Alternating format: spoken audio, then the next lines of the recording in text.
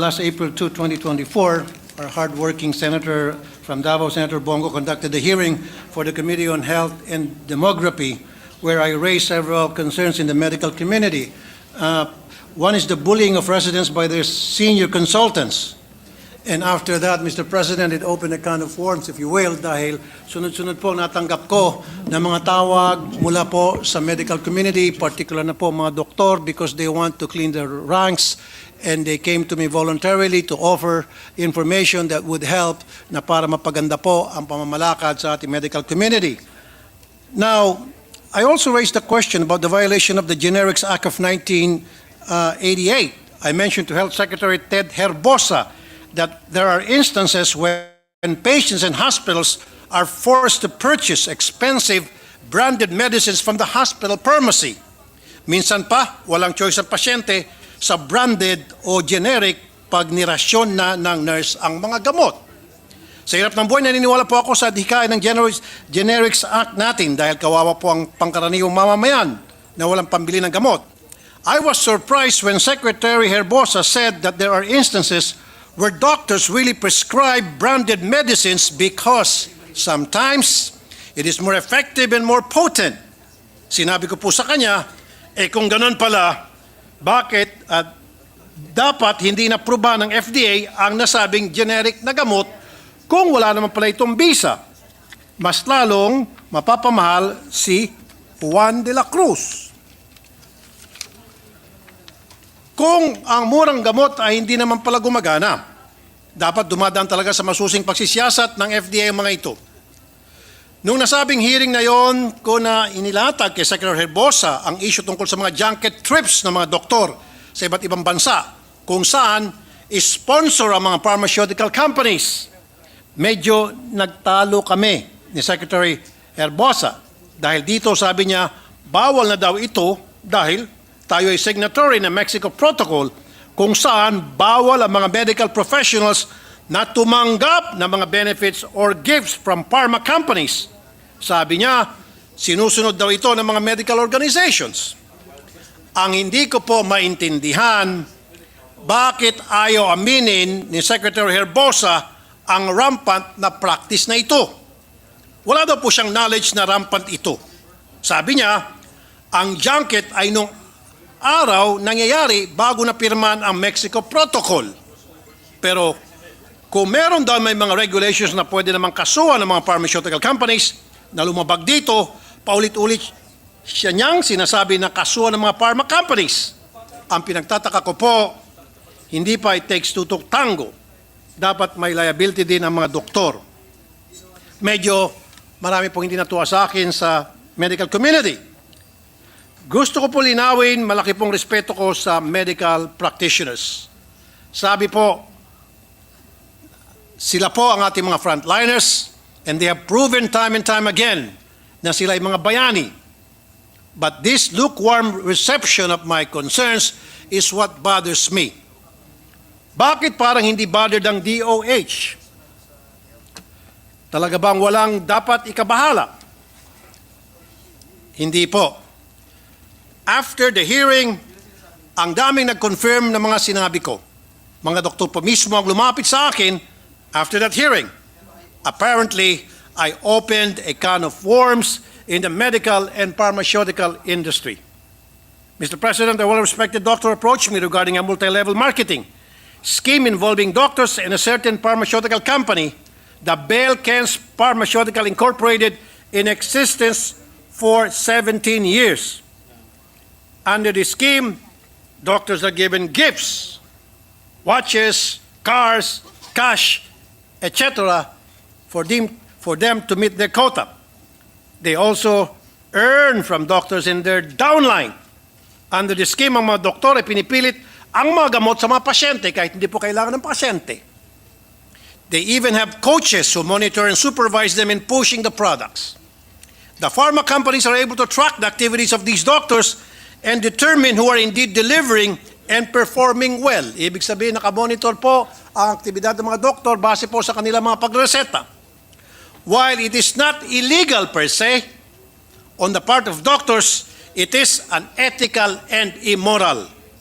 Mr. President, our people are barely making ends meet, and rarely do they have medical expenses counted on their monthly budget.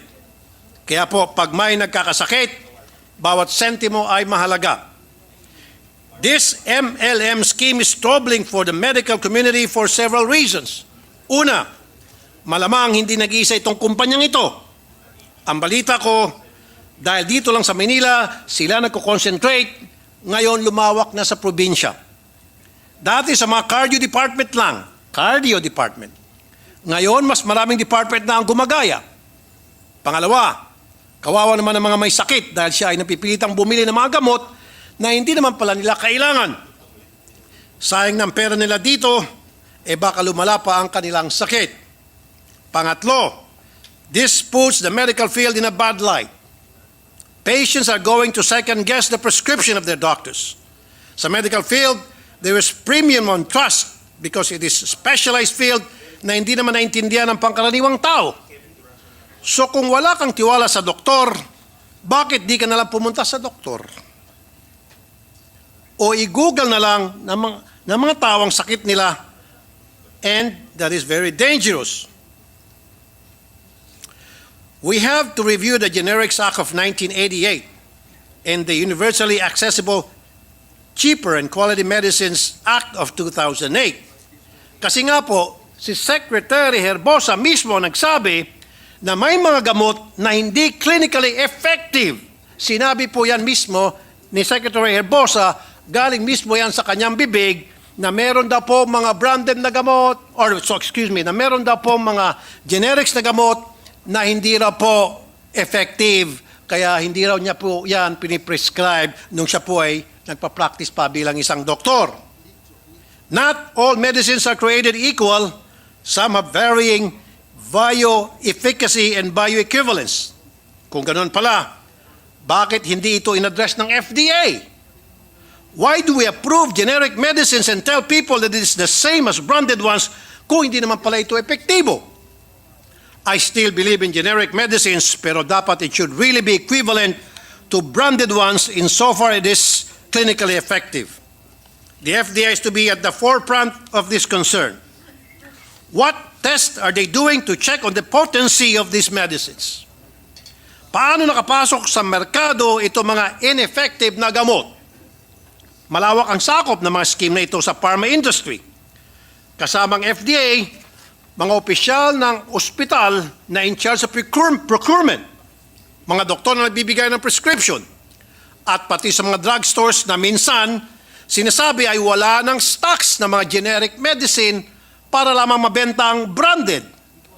Or sinasabing wala ng available na mga branded medicines para mabenta lang ang mga generics medicines.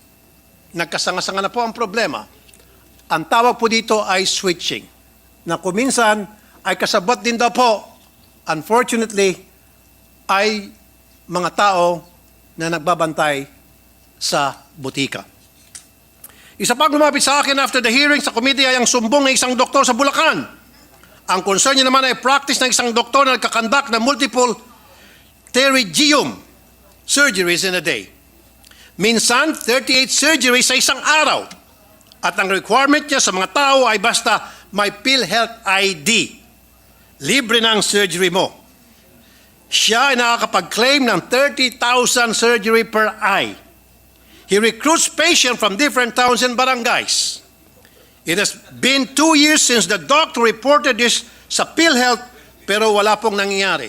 Ibig sabihin, matagal na pong nireport po sa PhilHealth itong modus ng isang doktor sa Bulacan, pero ang PhilHealth nagbulag-bulagan at nagbingi-bingihan o marahil merong kasabot ang doktor na ito sa loob ng PhilHealth. Marami pa rin po siyang narinig na ganito mga fraudulent procedures. Ang PhilHealth pilit na pinagkakasya ang naokolekta upang matugunan ang mga pangangailangan ng taong bayan ay iniisahan pa ng mga doktor ng ganito. It's about time na may magbantay sa mga ginagawa ng doktor.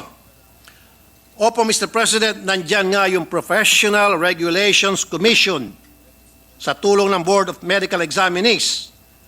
Pero mawalang galang na po sa mga taga-PRC.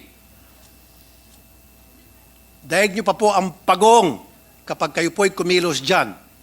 Ang dami ko na po natanggap ng mga sumbong na kapag kayo po ay nagpalabas ng inyong resolusyon sa isang reklamo, that after 5 years, kuminsan after 10 years, kuminsan patay na ang pasyenteng nagreklamo.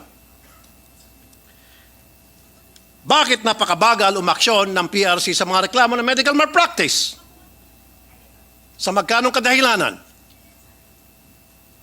The Board of Medical Examiners have to police their ranks.